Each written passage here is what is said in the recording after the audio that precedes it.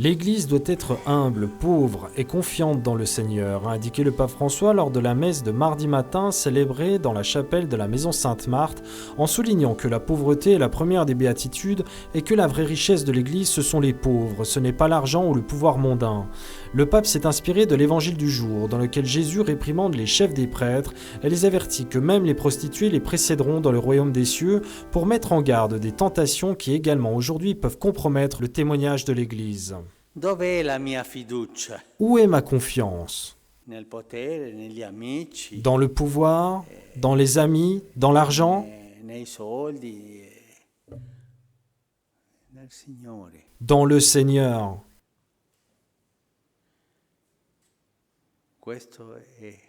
Questa è la eredità. C'est cela l'hérédité que nous promet le Seigneur. Je laisserai au milieu de toi un peuple humble et pauvre, qui se confiera dans le nom du Seigneur. Povero confiderà nel nome del Signore. Umile perché si sente peccatore. Humble parce qu'il se sent pécheur. Povero Pauvre parce que son cœur est attaché aux richesses de Dieu. cuore attaccato alle ricchezze Et s'il en a, c'est pour les administrer. e per amministrarle. Fiducioso nel Signore. Confiance dans le Seigneur parce qu'il sait que seulement le Seigneur peut garantir une chose qui leur fait du bien. Puoi garantire una cosa che gli faccia bene. È davvero che questi capi sacerdoti Et ces chefs des prêtres, envers lesquels se révolte Jésus, ne comprenaient pas ces choses. non capivano queste cose. E Gesù ha dovuto dirgli Et Jésus a dû leur dire qu'une prostituée entrera avant eux dans le royaume des cieux. che è una prostituta.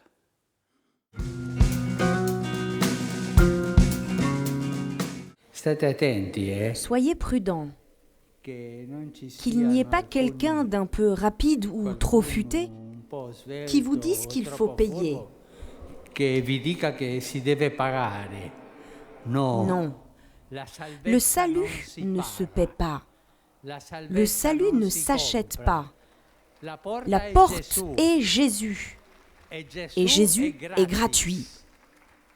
Après avoir ouvert dimanche la porte sainte de Saint-Jean de Latran, célébration qui dans le monde a coïncidé avec l'ouverture d'autres portes de la miséricorde, le pape François s'est arrêté à nouveau sur le sens du jubilé extraordinaire. Lors de l'audience générale place Saint-Pierre, le pape a traité en particulier les signes de ces 12 mois de grâce. Avant tout, la porte sainte, signe de l'accueil que Dieu lui-même nous réserve et qui nous dit inviter à ouvrir en grand même les portes du cœur pour porter à tous l'amour et la miséricorde du Père Céleste.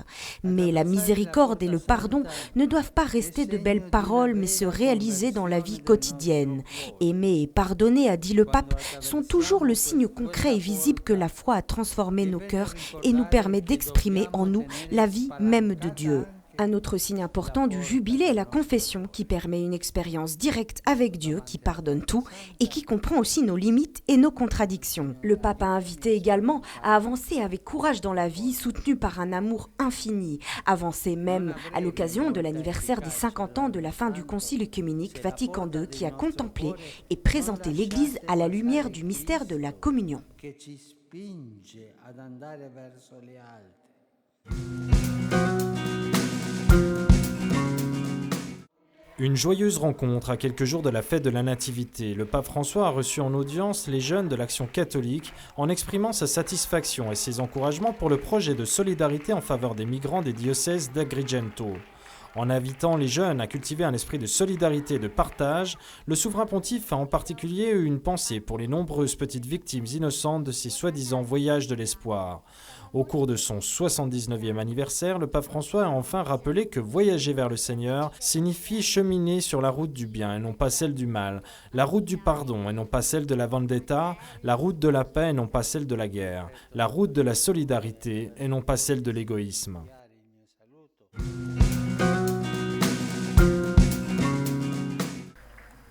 La tendresse de Dieu nous parle à travers la crèche, un Dieu qui miséricordieux est venu parmi nous pour y rester. C'est ce qu'a déclaré le pape dans la salle Paul VI devant les délégations qui ont offert le sapin de Noël ainsi que la crèche installée place Saint-Pierre. Le pape a remercié l'archidiocèse et les représentants de la province du Trentin, Haut-Adige ainsi que la Bavière, région natale de Benoît XVI.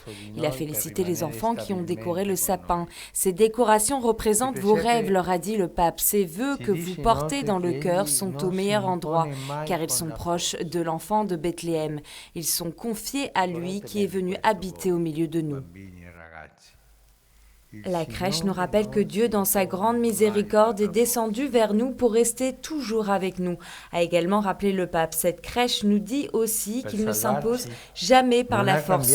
Pour nous sauver, Jésus n'a pas changé l'histoire en accomplissant un miracle grandiose. Il est venu au contraire dans toute sa simplicité, son humilité, sa douceur. Dieu n'aime pas les pouvoirs imposants dans l'histoire, mais se fait petit, enfant, pour nous attirer avec amour, toucher nos cœurs de sa bonté humble. C'est pour cela que saint François a inventé la crèche, a expliqué le pape, pour que nous puissions voir de nos yeux ce qui manquait de nécessaire à un nouveau-né. C'est là que la miséricorde de Dieu nous parle. Elle nous parle comme celle de ces humbles personnages de la crèche.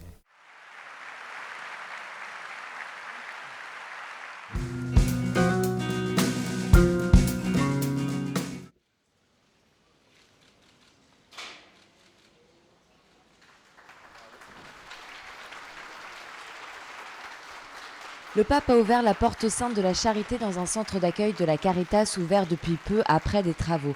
Il a franchi la porte et s'est lentement dirigé à l'intérieur où l'attendaient 200 personnes, hôtes volontaires, qui assistent les pauvres depuis des années à Rome. Durant son homélie, le pape a souligné l'humilité de Dieu qui est né dans la pauvreté.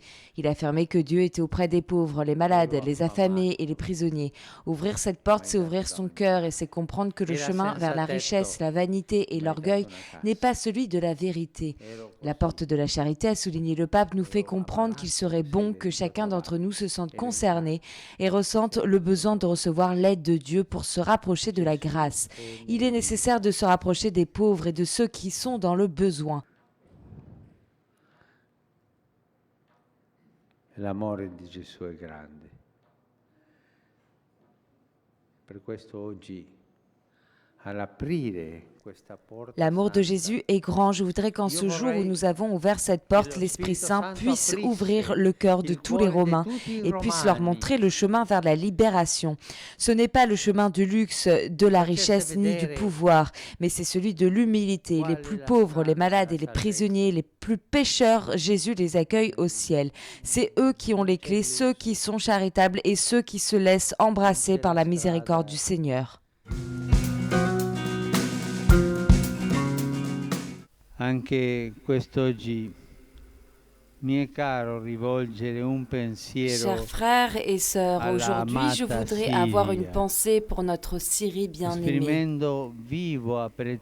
Je voudrais exprimer ma satisfaction concernant l'accord conclu par la communauté internationale. J'encourage tout le monde à poursuivre avec dynamisme le chemin vers l'arrêt de la violence et vers une solution négociée qui puisse apporter la paix.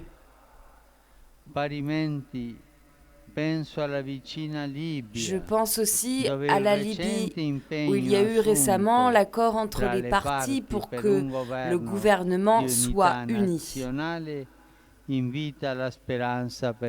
Cela nous donne de l'espoir pour le futur.